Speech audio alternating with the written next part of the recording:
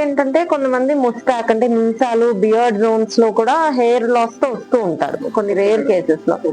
అలాంటి కేసెస్ లో కూడా మనకి రీగ్రోత్ జరుగుతుంది. అది కూడా చాలా ఫాస్ట్ గా మనకి ఒక 2.5-3 months కల్లా మంచిగా రీగ్రోత్ అనేది వచ్చేస్తుంది.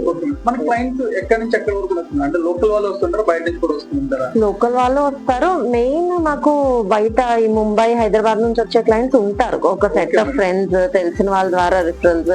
వాళ్ళు ఏంటంటే మేము ఇక్కడ అరౌండ్ 3-4 thousand కి చేసేది అక్కడ 15,000, కొన్ని కేసెస్ లో 20,000 అలా చార్జ్ చేసిన కేసెస్ కూడా బోల్డ్ ఉన్నాయి. వాళ్ళు ఇంకా అక్కడ చార్జెస్ బేర్ చేయలేక ఇక్కడ మనకి కాస్ట్ ఎఫెక్టివ్, పైగా ఎప్పటి నుంచో ఉంది అనే ఒక నమ్మకంతో ఇక్కడికి వచ్చి చేయించుకొని మంత్లీ వన్స్ వచ్చి వెళ్ళిపోతూ ఉంటారు చేయించుకొని.